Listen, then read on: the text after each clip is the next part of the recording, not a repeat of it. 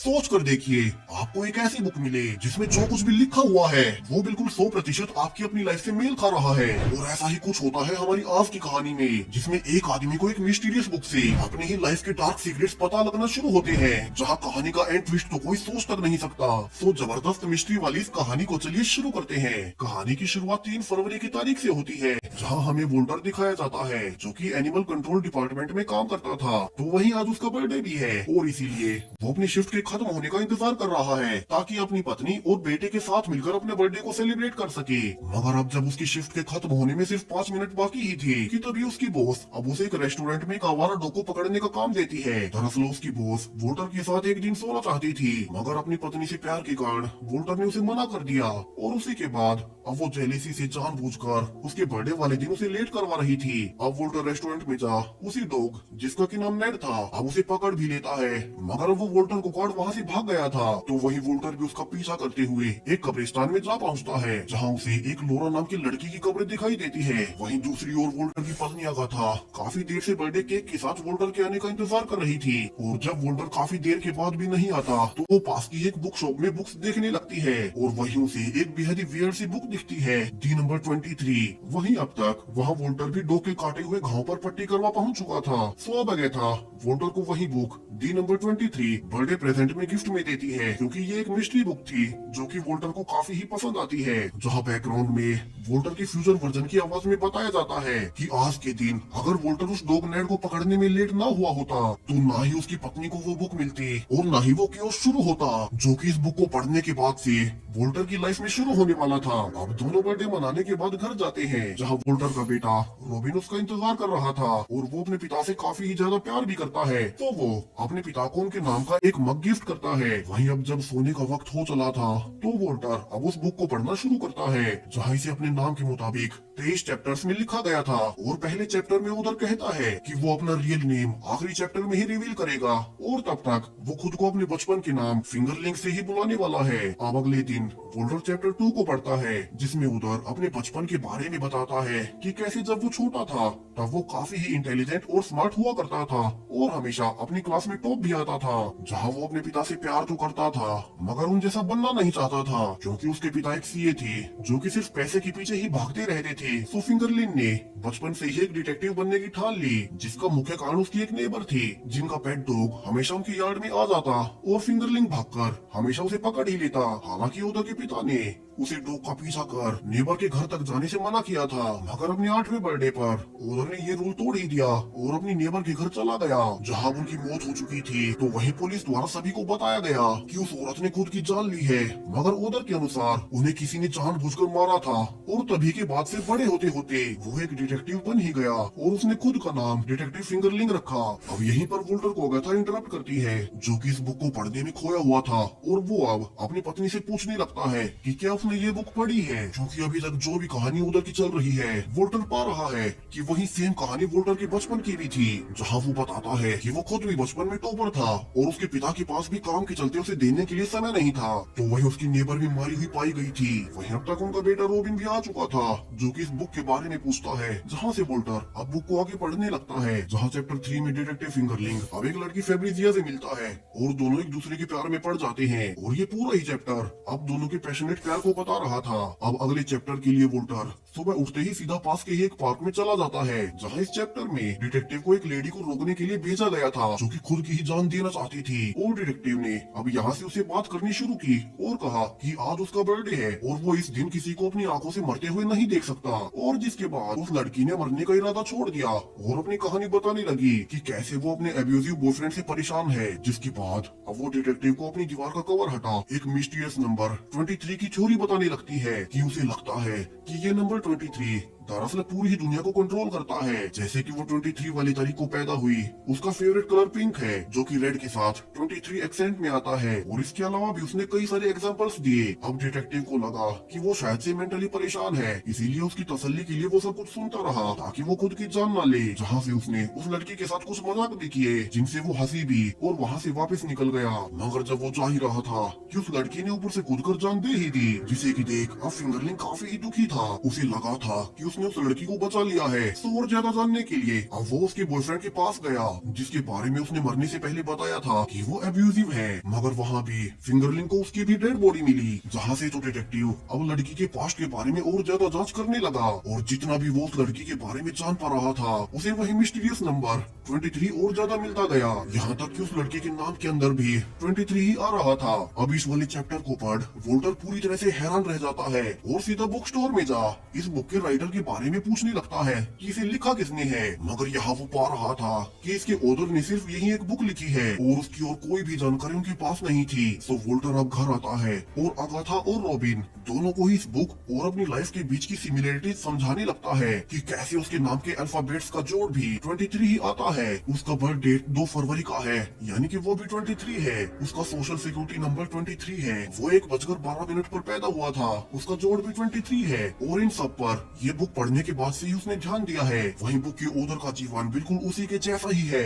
मगर ये कैसे हो सकता है? अब यहाँ से अगाथा इन सारी ही थ्योरीज को नकारने लगती है और बताती है कि उसने ऑलरेडी इस बुक को पढ़ लिया है, जहाँ अगले ही चैप्टर में बुक का ऑथर किसी को जान से मारने वाला है। मगर वोल्टर ने तो अब तक किसी को नहीं मारा, तो सारी सिमिलरिटी यहीं खत्म हो गई। मगर वोल्टर आगे कहता है कि उनकी दीवारों का कलर इसी बुक से मैच कर रहा है। वहीं ये कलर रेड भी टेबल में 23 नंबर पर ही आता है। इसके अलावा बुक का ऑथर जब अपनी गर्लफ्रेंड फेब्रिजिया से मिला था तब वो 23 साल की थी, सेम वोल्टर के जैसे। जब वो अगाथा से मिला तब अगाथा भी 23 साल की ही थी। वहीं उनकी शादी 23 अक्टूबर को हुई। और यहाँ से तो अब उसका बेटा रॉबिन भी अपने पिता वोल्टर की थ्योरी को एक्सेप्ट करने लगा था। भला एक ही इंसान की इतने सारे कोइंसिडेंस कैसे हो सकते हैं? तो रॉबिन आगे कहता है कि उनके घर का नंबर भी 23 ही है। वे यहाँ 23 तारीख को ही शिफ्ट हुए थे। और यहाँ से तो दोनों बाप बेटा और ज्यादा डॉट्स को कनेक्ट करने लगते हैं। अब चैप्टर 7 में फिंगरलिंक अपनी गर्लफ्रेंड के साथ होटल गया, जहाँ उनके रूम का नंबर भी 23 ही मिला। वहीं अंदर कॉस्प्ले करते हुए फेब्रिजिया उसे मारने को लेकर फैंटेसाइज करने को कहती है और यहीं से फिंगरलिंक को वही नाइटमेयर्स आने लगे। तो वहीं अब रियल लाइफ में भी वो चैप्टर पढ़ने के बाद से वोल्टर को भी अपनी पत्नी अगाथा को जान से मारने के सपने आने लगे थे, जहाँ से वोल्टर उठकर अपने घर में जूतों को गिनता है जो कि 23 जोड़ी थी। वहीं सुबह अगाथा वोल्टर के हाथ पर किल हर लिखा हुआ देखती है। तो यहाँ से उसे भी चिंता होने लगी थी कि वोल्टर उस बुक से कुछ ज्यादा ही ऑब्सेस हो रहा है। और वो वोल्टर को अपने एक दोस्त जो कि साइकोलॉजिस्ट था आइजैक उससे मिलने को कहती है, जिससे मिलने के बाद अब वोल्टर उसे बुक और खुद की लाइफ से मिल रही सिमिलरिटीज और नंबर 23 के बारे में बताता है, जिन्हें की सुनने के बाद अब आइजैक अपनी ओर से और ज्यादा फैक्ट्स जोड़ता है कि खून को बॉडी में सर्कुलेट होने में 23 सेकंड्स लगते हैं। पृथ्वी अपने अक्ष पर 23 डिग्री झुकी हुई है, मगर इसका कोई मतलब नहीं। वोल्टर को ये नंबर अपनी लाइफ में इसीलिए मिल रहा है क्योंकि वो इसे ही देखना चाहता है। सो अगर वोल्टर को कुछ भी लगता है तो क्यों न वो इस बुक को पहले अच्छे से पूरी पढ़ ले और उसके बाद उसे सारे ही आंसर्स मिल जाएंगे। यहाँ से वोल्टर अब आगे बढ़ता है, जहाँ फिंगरलिंक भी फेब्रिजिया के जूतों को गिनता है जो कि 23 थे। मगर ये तो सेम वोल्टर ने भी अपने घर पर आज गिने थे, जहाँ आगे डिटेक्टिव को उसके डिपार्टमेंट वाले नंबर 23 से ऑब्सेस होने के कारण एक डॉक्टर फिनिक्स के पास काउंसलिंग के लिए भेजते हैं। और ये पढ़ने के बाद तो अब वोल्टर और परेशान हो गया था क्योंकि वो तो खुद आज एक डॉक्टर से मिलकर आ रहा है, जहाँ से वो आगे पढ़ता है कि डॉक्टर फिनिक्स अब फिंगरलिंक को कुछ दिन आराम करने की सलाह देते हैं और उसकी गर्लफ्रेंड फेब्रिजिया से मिलने को कहते हैं। मगर अब तक फेब्रिजिया भी फिंगरलिंक के प्रति दिलचस्पी काफी कम दिखाने लगी थी, जहाँ समय के साथ उनमें झगड़े भी काफी ज्यादा बढ़ते चले गए। और एक दिन फेब्रिजिया अब 9:14 पर वहाँ से चली ही गई, जहाँ इस समय का जोड़ भी 23 ही था। और यहाँ से फिंगरलिंक सोचने लगा था कि नंबर 23 इसी की वजह से उस लड़की ने अपनी जान ली थी और अब ये नंबर उसी का पीछा कर रहा है। वहीं वो कुछ दिन बाद पाता भी है कि उसकी गर्लफ्रेंड अब उसी डॉक्टर फिनिक्स के साथ अफेयर कर रही है। वहीं डॉक्टर फिनिक्स हमेशा रेड टाई ही पहनता है जिसका कि नंबर 23 है। और अब ये पार्ट वोल्टर को भी स्ट्राइक होता है कि कैसे वो आज जिस डॉक्टर आइजैक से मिला था उसने भी रेड टाई पहन रखी थी। वहीं आइजैक उसकी पत्नी अगाथा का दोस्त भी है, तो कहीं अब उनका भी कोई अफेयर तो नहीं चल रहा। वहीं वोल्टर को वे दोनों मार्केट में एक शॉप में मिलते हुए दिखाई भी देते हैं, जहाँ से तो वोल्टर अब काफी ही परेशान हो चला था और वो बुक आगे पढ़ने लगता है, जहाँ चैप्टर 21 में फेब्रिजिया डॉक्टर फिनिक्स के साथ पार्क में थी, जिन्हें की चुपकर फिंगरलिंक भी देख रहा था। तो वहीं वोल्टर को भी अब अगाथा को मारने के सपने आने लगते हैं, मगर वोल्टर इसे डर जाता है क्योंकि वो बुक पढ़ने के बाद से उसके साथ वही सब हो रहा है। तो वो अपनी पत्नी अगाथा के लिए एक नोट छोड़कर एक रात के लिए घर से होटल रहने चला जाता है कि वो अपनी बुक को पूरी पढ़कर ही वापिस आएगा। और वोल्टर पास के एक होटल में जाता है और जानबूझकर 23 नंबर रूम ही लेता है। हालांकि उसे बताया गया था कि वो रूम रहने लायक नहीं, मगर वोल्टर फिर भी उसे ही लेता है। जहाँ चैप्टर 22 में डॉक्टर फेब्रिजिया से मिलने जाता है, मगर वहाँ वो पाता है कि उसे तो ऑलरेडी किसी ने जान से मार दिया था। वहीं अब तक वहाँ पुलिस भी आ चुकी थी जो कि डॉक्टर को ही अब मर्डर समझ पकड़ लेती है, जिस पेजेस के बीच फिंगरलिंग अब वहाँ से निकल गया था, क्योंकि उसी ने जेलेसी में फेब्रिजिया कुमार डॉक्टर फिनिक्स को फंसा दिया, जहाँ वो अपने होटल के 23 नंबर रूम में आया और खुद को भी मारने का फैसला किया, क्योंकि उसके मरे बगैर ये नंबर उसका पीछा नहीं छोड़ेगा। अब यहाँ से वोल्टर पाता है कि इसका आगे का 23वां चैप्टर था ही नहीं और बुक यहीं पर खत्म हो गई। सो वोल्टर इससे काफी ही कंफ्यूज था और तभी वो देख पाता है कि वही कहानी के शुरू वाला डॉग नेड नीचे रोड पर दिखाई देता है और वोल्टर उसका पीछा करता है, क्योंकि उसी की वजह से ये बुक उसकी लाइफ में आई। और अब वो नंबर 23 भी उसका पीछा कर रहा है, जहाँ इस बार भी वो उसी कब्रिस्तान में जा पहुँचता है, जहाँ इस बार तो वोल्टर ने उस डॉग को बेहोशी का इंजेक्शन दे भी दिया था। मगर अब वो पाता है कि ये नाम नेड भी, इसमें भी वही नंबर 23 ही है। कि तभी वहाँ एक पादरी भागते हुए आता है और बताता है कि ये डॉग आवारा नहीं बल्कि उन्हीं के चर्च की केयर में रहता है और इसीलिए हमेशा भागकर यहीं कब्रिस्तान में आ जाता है। वहीं आज एक कब्र